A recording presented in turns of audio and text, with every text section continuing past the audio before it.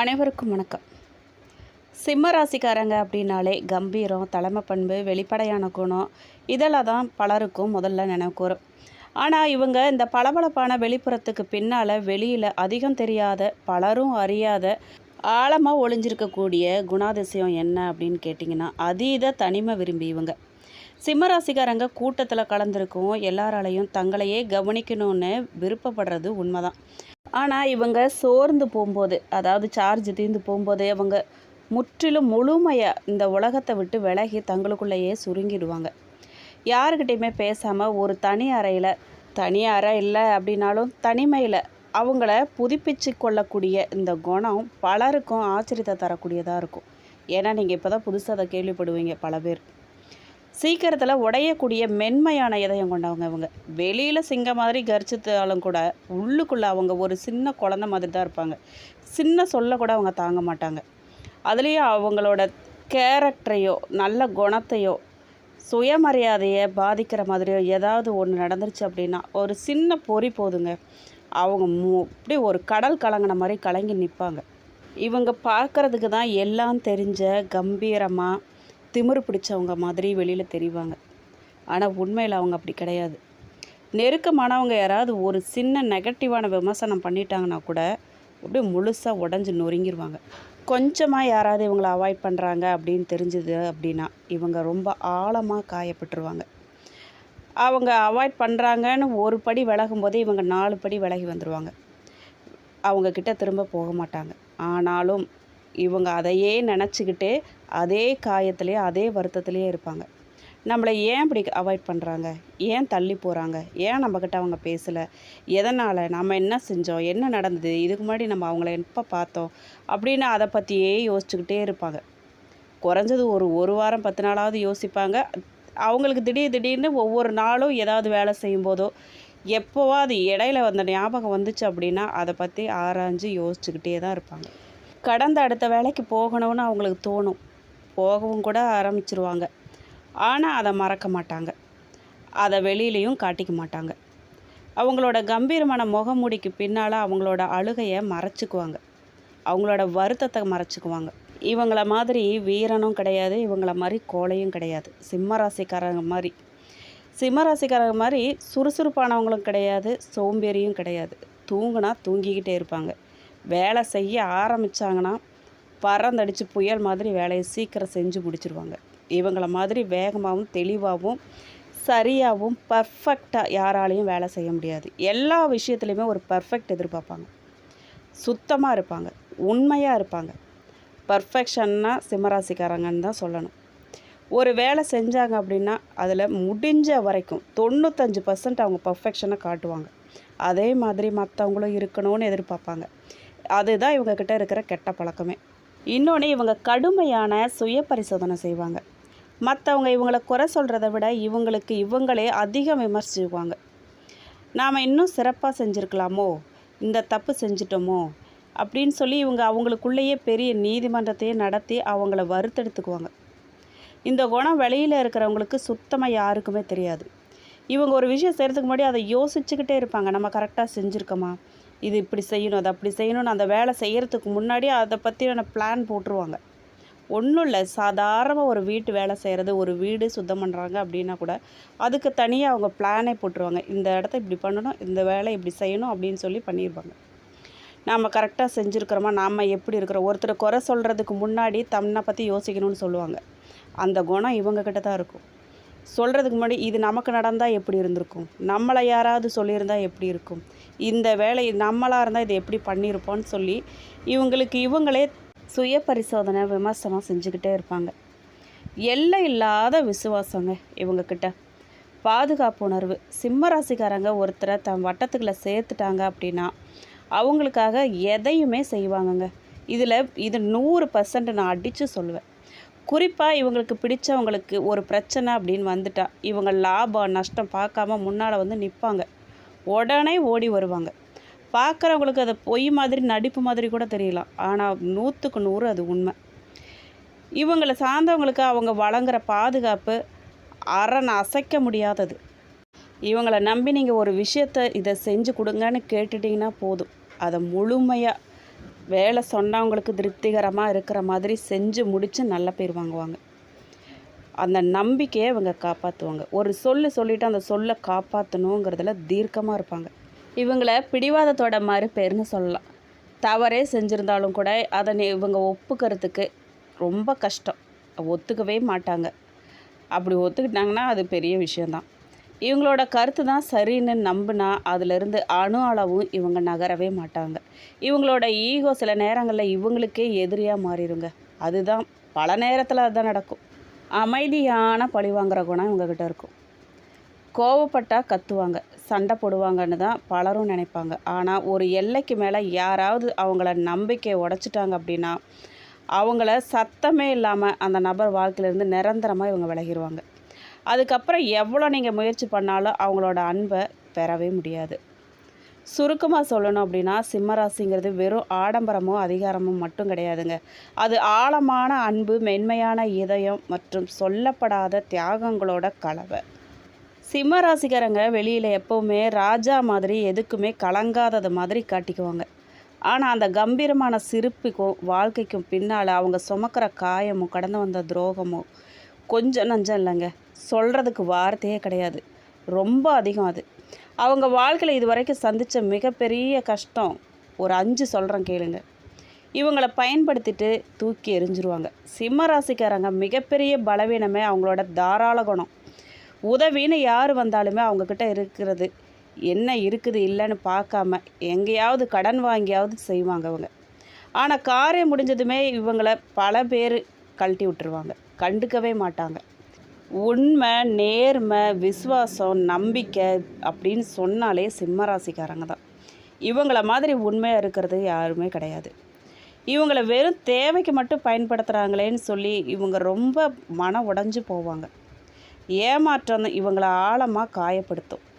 இவங்களால் அதை ஏற்றுக்கவே முடியாது, ஒத்துக்கவே முடியாது. நம்ம அப்படி என்ன செஞ்சிட்டோம், இவ்வளோ செஞ்சோமே, இப்படி பார்த்தோமே, நம்ம இவ்வளோ நம்பி இருந்தோமே, எப்படி நம்மளை இவங்க ஏமாத்துறதுக்கு மனசு வந்துச்சுன்னு சொல்லி நொடிஞ்சு நூலாக போவாங்க. அது ஆறுற வரைக்கும் இவங்க மனசே தாளாது. ஆறுறதுக்கே ரொம்ப நாள் ஆகும். அதையே யோசிச்சுட்டு அதையே நினச்சிட்ருப்பாங்க. இவங்க நம்பினவங்களால் நிறைய துரோகத்தை அனுபவிச்சிருப்பாங்க. இவங்க எல்லாரையுமே சீக்கிரம் நம்பிடுவாங்க. இவங்க மனசில் இருக்கிற ரகசியம் எல்லாத்தையுமே கொட்டி தீர்த்துருவாங்க. யாருக்கிட்ட என்ன சொல்லணும், என்ன பேசணும், எந்த இடத்துல என்ன இது பண்ணணும்னு இவங்களுக்கு தெரியவே தெரியாது. கொஞ்சம் நல்லா பேசினா போதும், இவங்க ஏமாந்துருவாங்க. எல்லாத்தையும் என் வீட்டில் இதுதான் நடந்துச்சு, நான் இப்படி தான், எனக்கு இதுதான் பிடிக்கும், இது நடந்துச்சு, என் பசங்களுக்கு இப்படி, அது இது எல்லாத்தையும் உளறி கொட்டி தீர்த்துருவாங்க. ஆனால் ஒன்றுங்க, இவங்களால் வாழ்ந்தவங்க, வளர்த்து விடப்பட்டவங்க, இல்லை அப்படின்னா இவங்கக்கிட்ட உதவி வாங்கினவங்க ஒரு கட்டத்தில் இவங்களுக்கு எதிராகவே திரும்புவாங்க. எவ்வளோ தான் இந்த நம்பி உண்மையாக இந்த சிம்மராசிக்காரங்க பழகினாலும் சரி, இவங்க யாரை நம்புகிறாங்களோ அவங்களே கடைசியாக இவங்க முதுகில் குத்துவாங்க. அதுதான் இவங்க தலையெழுத்து. இந்த துரோகத்தை சிம்மத்தால் சீக்கிரத்தில் ஜீரணிக்கவே முடியாது. செய்யாத தப்புக்கு கெட்ட பேர் எடுத்துக்குவாங்க. செய்யாத விஷயத்துக்கு பழி போட்டுருவாங்க, அவமானப்படுவாங்க. சிம்மராசிக்காரங்க ஈகோ பிடிச்சவங்க அப்படிங்கிற தவறான முத்திரை இவங்க மேலே இருக்கும். இவங்களுக்கு சுயமரியாதை ரொம்ப அதிகம். யாருக்கிட்டையுமே கையேந்தவோ குனியவோ மாட்டாங்க. இவங்களோட இந்த குணத்தை மற்றவங்க தலக்கணம் திமிர் பிடிச்சவங்கன்னு தப்பாக புரிஞ்சுக்கிட்டு தேவையில்லாத அவதூறுகளெல்லாம் பரப்புவாங்க. நம்ம தூய்மையான உண்மையான அன்பை புரிஞ்சுக்காமல் இப்படி முத்திரை குத்துறாங்களேன்னு உள்ளுக்குள்ளே புழுங்குவாங்க. செய்யாத பழிக்கு, செய்யாத தப்புக்கு எப்படி இவங்களால் இப்படி கெட்ட பேர் கொடுக்க முடியுது? உண்மையிலேயே நம்ம இப்படி செய்யவே இல்லையே, எதை வச்சு இவங்க இப்படி பேசுகிறாங்க, நம்ம எவ்வளோ உண்மையாக இருக்கிறோம் அப்படின்னு சொல்லி இவங்க வெந்து போவாங்க. தகுதி குறைச்சி இவங்கள மதிப்பிடுவாங்க. ஒரு வேலைன்னு வந்துட்டால் சிம்மராசிக்காரங்க அவங்க ரத்தத்தை வியர்வாக்கி உழைப்பாங்க. ஆனால் அதே உழைப்புக்கான அங்கீகாரமோ பாராட்டோ பல நேரங்களில் இவங்களுக்கு கிடைக்கிறது கிடையாது. இவங்களை விட குறைவாக உழைச்சவங்க கைத்தட்டல் வாங்கும்போது இவங்களோட திறமை அவமானப்பட்டதாக இவங்க உணர்ந்து வேதனைப்படுவாங்க. இவங்க தனிமையில் நிறைய கண்ணீர் விடுவாங்க. வெளியே இவங்களை பார்க்குறவங்க இவங்களுக்கு என்னப்பா ஜாலியாக இருக்காங்க, தைரியமான ஆள், திமிரு பிடிச்சவங்க, இவங்களுக்கு என்ன இவங்க எதையும் செய்வாங்கன்னு நினைப்பாங்க. ஆனால் பகல் முழுக்க எல்லாரையும் தாங்கி பிடிக்கிறாங்க இவங்க. இரவில் ஆறுதல் சொல்ல ஒரு ஜீவன் இருக்காது.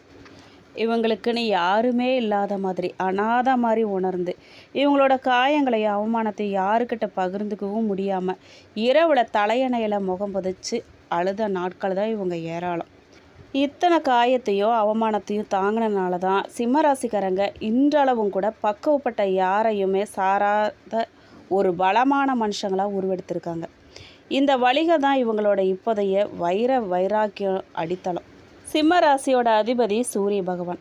சூரியனோட ஆதிக்கம் நிறைஞ்ச இந்த ராசிக்காரங்க இவங்களோட வாழ்க்கையில் ஏற்பட்ட அவமானம் தடைகள்லாம் நீங்கி இழந்த செல்வாக்க நிம்மதியும் மீண்டும் மறுபடியும் பெறணும் அப்படின்னா இவங்க வழிபட வேண்டிய தெய்வம் பரிகாரம் என்ன அப்படின்னு கேட்டிங்கன்னா, வழிபட வேண்டிய தெய்வம் சிவபெருமான். சூரியனுக்கு அதிபதியானவர் சிவன். ஞாயிற்றுக்கிழமைகளில் சிவபெருமானுக்கு செம்பருத்தி இல்லை அப்படின்னா செவ்வரளி பூக்களால் அர்ச்சனை செய்கிறது வழிபடுறது இவங்க மனக்காயங்களை குணமாக்கும். ஸ்ரீ ராமச்சந்திரமூர்த்தி. சூரிய வம்சத்தில் பிறந்த ஸ்ரீராமரை வழிபடுறதும் ஸ்ரீராமஜாயம் எழுதுறதும் இவங்களுக்கு மன அமைதியையும் இழந்த பதவிகளையும் மீட்டு தருங்க. இவங்க செய்ய வேண்டிய எளிய பரிகாரம் அப்படின்னு கேட்டிங்கன்னா சூரிய நமஸ்காரங்க. தினமும் காலையில் சூரியன் உதயமாகிற நேரத்தில் எழுந்து கிழக்கு நோக்கி நின்று கை கூப்பி சூரிய நமஸ்காரம் செய்கிறது மிக சிறந்த பரிகாரம். இவங்களுக்கு குளிக்கணும்னு கூட அவசியம் இல்லைங்க. கை கால் முகம் கழுவிட்டு அந்த சூரியனை பார்த்து நமஸ்காரம் பண்ணி வழிபடுங்க. இவங்க ஞாயிற்றுக்கிழமைகளில் ஏழை எளியவங்களுக்கு இல்லை அப்படின்னா பசுமாட்டுக்கோ கோதுமை இல்லை அப்படின்னா கோதுமையால் செஞ்ச உணவு சப்பாத்தி பூரி ஏதாவது தானமாக கொடுக்குறது இவங்களோட கர்ம வினைகளெல்லாம் குறைக்குங்க. செம்பு பாத்திரம் நீருங்க. இரவு நேரத்தில் செம்பு பாத்திரத்தில் தண்ணீரை வச்சு மறுநாள் காலையில் அந்த நேரம் குடிச்சு வருவது இவங்களோட உடலுக்கும் ஆன்மாவுக்கும் பலம் தரும் விதமாக அமையுங்க. முக்கிய பரிகார தலம் அப்படின்னு பார்த்தீங்கன்னா சூரியனார் கோயில். சிம்மராசிக்காரங்க இவங்களோட வாழ்க்கையில் ஒரு முறையாவது சூரியனார் கோயிலுக்கு போயிட்டு வரலாம். நீங்கள் வழிபட வேண்டிய முதன்மை தலம் திருமங்கலக்குடி சூரியனார் கோயிலுங்க. இது இந்தியாவில் உள்ள மிக சில தனித்துவமான சூரியன் கோயிலில் ஒன்றுங்க. இந்த தலம் எங்கே இருக்குது அப்படின்னு பார்த்தீங்கன்னா தஞ்சாவூர் மாவட்டத்தில் அமைஞ்சிருக்கு. கும்பகோணத்திலேருந்து சுமார் 15 கிலோமீட்டர் தொலைவில், மயிலாடுதுறையிலேருந்து சுமார் 21 கிலோமீட்டரில் ஆடுதுறைக்கு அருகில் இந்த கோயில் அமைஞ்சிருக்கு. கோயிலோட சிறப்பு வழிபாட்டு முறை என்ன அப்படின்னு பார்த்தீங்கன்னா, இங்கே சூரிய பகவான் அவரோட 2 மனைவிகளான உஷா மற்றும் பிரத்யூஷா தேவியரோட முதன்மையாக எழுந்தருளியிருப்பார்.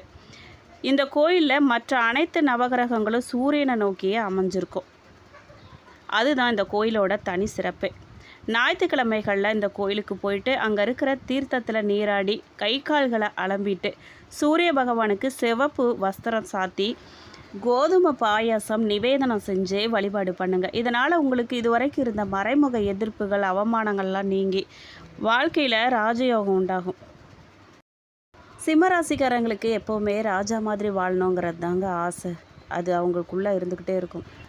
ஆனால் கடந்த சில காலங்களாக இருந்த தேக்க நிலையெல்லாம் மாறி உங்களுக்கான நல்ல காலம் எப்போ தொடங்கும் அப்படின்னு கேட்டிங்கன்னா, எந்தெந்த விஷயத்துலலாம் உங்களுக்கு அதிர்ஷ்டம் தருங்கிறத கேட்டிங்க அப்படின்னா, முதல்ல இவங்களுக்கு தகுந்த தொழில். சிம்மராசிங்கிறது அதிகாரத்தையும் ஆளுமையும் குறிக்கக்கூடிய நெருப்பு ராசி. மற்றவங்கக்கிட்ட இவங்க கை கட்டி வேலை செய்கிறத விட நீங்களே தலைமையாக இருக்கணுங்கிற துறை தான் உங்களுக்கு செட் ஆகும். அரசு துறை மற்றும் அரசியல், ஐஏஎஸ் ஐபிஎஸ் போன்ற உயர் பதவிகள், அரசு ஒப்பந்தங்கள் மற்றும் அரசியல் துறையில் இவங்களால் பிரகாசிக்க முடியும். சொந்த தொழில் செய்வாங்க. நகைக்கடை, செம்பு மற்றும் பித்தளை வியாபாரம், தையல் மற்றும் ஆடை வடிவமைப்பு, ரியல் எஸ்டேட் மற்றும் கட்டிட கட்டுமானமெல்லாம் இவங்களுக்கு சரியாக இருக்கும். சினிமா, யூடியூப் போன்ற டிஜிட்டல் மீடியா, புகைப்படம் எடுக்கிறது மற்றும் மேடை பேச்சு இவங்களுக்கு சரி வரும். நிர்வாக பதவியை பொறுத்த வரைக்கும் ஒரு நிறுவனத்தின் மேலாளர், சிஇஓ அல்லது மனிதவள அதிகாரி போன்ற அதிகாரமிக்க பதவிகள் இதெல்லாம் இவங்களுக்கு சரியாக அமையும். இவங்களுக்கான அதிர்ஷ்டமான எண்கள் அப்படின்னு பார்த்தீங்கன்னா 1, 4, 5, 9. 1ங்கிறது உங்களோட முதன்மை அதிர்ஷ்ட எண். எந்த ஒரு முக்கிய காரியத்தையும் 1, 10, 19, 28 ஆகிய தேதிகளில் நீங்கள் துவங்கினீங்க அப்படின்னா வெற்றி கண்டிப்பாக நிச்சயம். நீங்கள் தவிர்க்க வேண்டிய எண்ணுன்னு பார்த்தீங்கன்னா 8. சனி பகவானின் எண்ணுங்கிறதால தடைகள் நிறைய உங்களுக்கு வரும். உங்களுக்கு அதிர்ஷ்டமான நிறம் அப்படின்னு பார்த்தீங்கன்னா சிவப்பு, குங்கும நிறம், தங்க நிறம் மற்றும் ஆரஞ்சு. முக்கிய பேச்சுவார்த்தைகளுக்கு போகும்போதோ சுப நிகழ்ச்சிகளுக்கோ இந்த நிறம் நீங்கள் பயன்படுத்துங்க. இந்த நிறங்களில் ஆடை அணிஞ்சிட்டு போங்க, அது ரொம்ப நல்லது. எப்போ வாழ்க்கை மாறும் அப்படின்னு கேட்டிங்கன்னா, உங்களுக்கு திடீர் அதிர்ஷ்டம் 2026 அக்டோபர்லேருந்து டிசம்பர் வரையிலான காலகட்டத்தில் உங்களோட பொருளாதார நிலையில் ஒரு பெரிய உயர்வு இல்லை அப்படின்னா புதிய தொழில் வாய்ப்புகள்லாம் உங்களை தேடி வரும். முழுமையான மாற்றம் கிடைக்கும். 2027 தொடக்கத்தில் உங்களை உதாசீனப்படுத்தியவங்க ஆச்சரியப்படுற அளவுக்கு உங்களோட அந்தஸ்து கௌரவமெல்லாம் உயரப்போகுது. அது வரைக்கும் நீங்கள் பொறுமையாக நிதானமாக இருக்கிறது ரொம்ப நல்லது. உங்களுக்கு அதிர்ஷ்டம் கிடைக்குமா அப்படின்னு கேட்டிங்கன்னா நிச்சயம் கிடைக்கும். சிம்மராசிக்காரர்களுக்கு அதிர்ஷ்டங்கிறது உழைக்காமல் வராது. ஆனால் நீங்கள் சிந்திய ஒவ்வொரு சொட்டு வியர்வைக்கும் பட்ட அவமானத்துக்கும் சேர்த்து இயற்கை உங்களுக்கு வட்டியும் முதலுமா திருப்பி கொடுக்கும் காலம் நெருங்கிடுச்சு. முக்கியமாக பூர்வீக சொத்துக்கள் மூலமாகவோ அல்லது புதிய கூட்டாளிகள் மூலமாகவோ உங்களுக்கு எதிர்பாராத பண வரவோ அதிர்ஷ்டமும் உங்களை தேடி வரப்போகுது. இந்த ஆணி மாத கிரகநிலைப்படி சிம்மராசிக்காரர்களுக்கு தொழில், வியாபாரம், வருமானம், குடும்ப வாழ்க்கையெல்லாம் எப்படி இருக்கும் அப்படின்னு கேட்டிங்கன்னா, கடந்த சில மாதங்களாகவே இருந்த இழுபறிகள்லாம் மாறி இந்த ஆணி மாதம் உங்களுக்கு ஒரு புது நம்பிக்கையும் மாற்றத்தையும் தரக்கூடியதாகவே இருக்க போதுங்க. தொழில் மற்றும் உத்தியோகத்தில் இருக்கிறவங்களுக்கு கலவையாள பலன்களாக இருந்தாலும் கூட சாதகமான சூழலே அதிகமாக இருக்குங்க. அலுவலகத்தில் உங்களை நம்பி புது பொறுப்பு இல்லை அப்படின்னா பதவிகள்லாம் ஒப்படைக்கப்படலாம். உங்கள் திறமையை நிரூபிக்க இது ஒரு நல்ல வாய்ப்பு. அதை நல்லா பயன்படுத்திக்கோங்க. ஆரம்பத்தில் சில சவால்கள் வந்தாலும் கூட உங்கள் கடின உழைப்பால் மேலதிகாரிகளோட பாராட்டை நீங்கள் பெறுவீங்க. ரொம்ப நாளாக வேலை மாற நினச்சிட்ருக்கிறவங்களுக்கு இந்த மாதத்தோட பிற்பாதியில் நல்ல செய்தி வரப்போகுதுங்க. நீங்கள் எந்த விஷயத்தில் எச்சரிக்கையாக இருக்கணும் அப்படின்னு பார்த்தீங்கன்னா, சக ஊழியர்கள்கிட்ட பேசும்போது வீண் வாக்குவாதங்களை தவிர்க்கிறது ரொம்ப நல்லது. உங்கள் ரகசியங்களை யாருக்கிட்டையுமே பகிர்ந்துக்காதீங்க. உங்களுடைய கெட்ட பழக்கமே அதுதான். அதை மாற்றுங்க. வியாபாரிகளுக்கு வருமான ரீதியாக எப்படி இருக்கும் அப்படின்னு கேட்டிங்கன்னா, வியாபாரம் மற்றும் நிதி நிலைமை பொறுத்த வரைக்கும் படிப்படியான முன்னேற்றத்தை கொடுக்கும் உங்களுக்கு. கடந்த மாதங்களை விட இந்த ஆணி மாதத்தில் வருமானம் திருப்திகரமாக இருக்கும். தேங்கி கிடந்த பாக்கிகள்லாம் வசூலாவதற்கான வாய்ப்புகள் அதிகமாக இருக்குது. வியாபாரத்தை விரிவுபடுத்த நினைக்கிறவங்க இந்த மாதத்தோட மத்தியம பகுதியில் ஜூலை முதல் வாரத்தில் புதிய திட்டங்களை நீங்கள் தொடங்கலாம். கூட்டு வியாபாரம் செய்கிறவங்களுக்கு நல்ல லாபம் கிடைக்கும். லாபம் தரக்கூடிய துறைகள் அப்படின்னு பார்த்தீங்கன்னா, குறிப்பாக ஆடை வடிவமைப்பு, உணவு தொழில், கட்டுமான பொருட்கள் மற்றும் கமிஷன் ஏஜென்சி தொழில் செய்கிறவங்களுக்கு இந்த மாதம் சிறப்பான வருமானம் கிடைக்க போகுதுங்க. வரவு எவ்வளோ இருந்தாலும் சுப செலவுகளும் கூடவே வருங்க.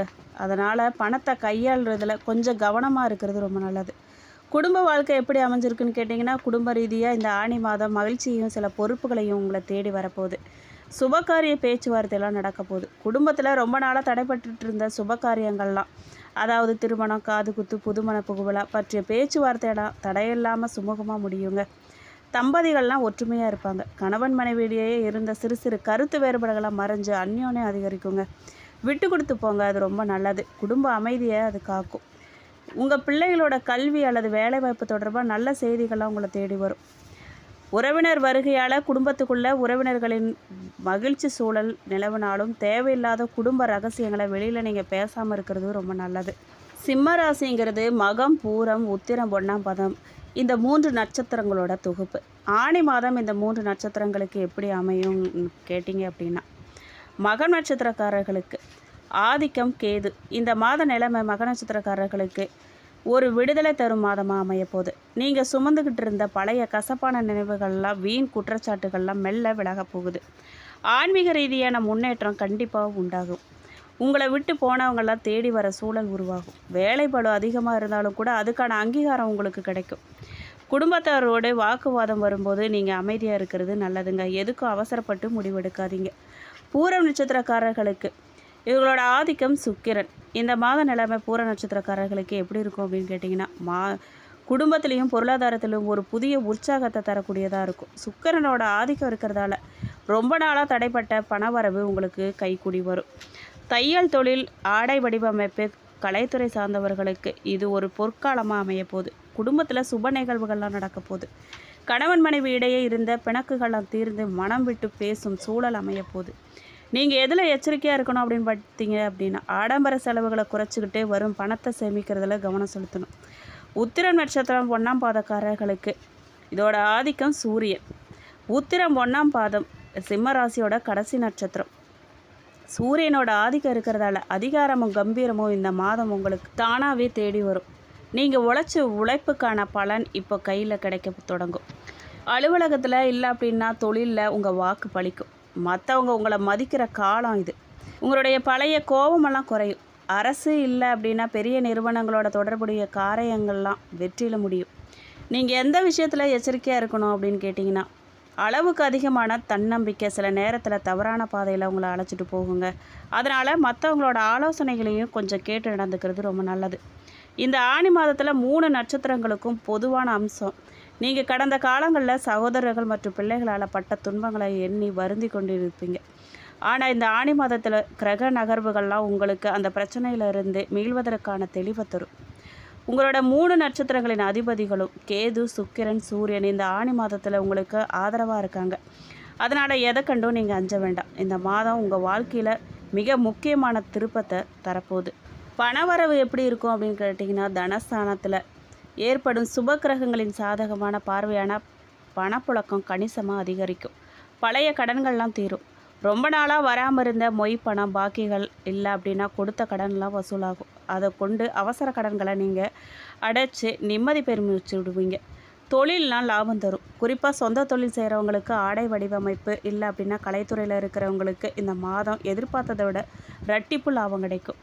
நீங்கள் எந்த விஷயத்தில் எச்சரிக்கையாக இருக்கணும் அப்படின்னு பார்த்தீங்கன்னா, வரவு திருப்தியாக இருந்தாலும் கூட குடும்ப உறுப்பினர்களின் மருத்துவ செலவு இல்லை அப்படின்னா பிள்ளைகளோட சுப செலவுகள் அப்படின்னு வீண் செலவுகள் பின்னாலேயே வரும்.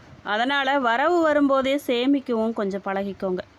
குழந்தை பாக்கியம் கிடைக்குமான்னு கேட்டிங்கன்னா, ரொம்ப நாளாக குழந்தை பாக்கியத்துக்காக காத்துட்ருக்கிறவங்களுக்கு, சிம்மராசி தம்பதிகளுக்கு இந்த ஆணி மாதம் ரொம்பவே சாதகமான ஒரு மாதமாக அமைய போதுங்க. குருவோட அருள் பூர்வமாக இருக்குது. பூர்வ புண்ணிய ஸ்தானம் மற்றும் 5ஆம் இடத்தின் மீதான கிரக பார்வைகள்லாம் சாதகமாக இருக்கிறதால குழந்தை பாக்கியம் தள்ளி போன தம்பதிகளுக்கு நல்ல செய்தியெல்லாம் தேடி வரப்போகுது. மருத்துவ சிகிச்சைகள்லாம் எடுத்து வரவங்களுக்கு இந்த மாதம் நல்ல முன்னேற்றம் கிடைக்கும். ஆரோக்கியத்தை பொறுத்த வரைக்கும் சிம்மராசிக்காரர்களுக்கு இடுப்பு வலி, அசதி போன்ற சின்ன சின்ன உடல்நல குறைபாடுகள்லாம் வந்துட்டு போகும். சரியான உணவு முறையை நீங்கள் கையாளுறது ரொம்ப நல்லது. திருமணம் பொறுத்த வரைக்கும் ரொம்ப நாளாக வரன் தேடிட்டு இருக்கிறவங்களுக்கு நல்ல வரன் அமையுங்க. வாழ்க்கை துணை உங்களுக்கு புரிஞ்சு கொள்ளக்கூடியவங்களா, கொஞ்சம் வசதியான பின்புலம் இருக்கிறவங்களா அமைய வாய்ப்பு அதிகமாக இருக்குது. இந்த வீடியோ உங்களுக்கு பிடிச்சிருக்கணும், பயனுள்ளதாக இருந்திருக்கணும்னு நான் நம்புகிறேன். வீடியோ உங்களுக்கு பிடிச்சிருக்கு அப்படின்னா லைக் பண்ணுங்கள், ஷேர் பண்ணுங்கள். வீடியோ பற்றின கருத்துக்களை கமெண்ட் பாக்ஸில் பதிவிடுங்க. நீங்கள் இப்போ தான் புதுசாக நம்ம சேனலை பார்க்குறீங்க அப்படின்னா இப்போவே சப்ஸ்கிரைப் பண்ணி கூடவே பெல் ஐக்கானையும் கிளிக் பண்ணுங்கள். நன்றி.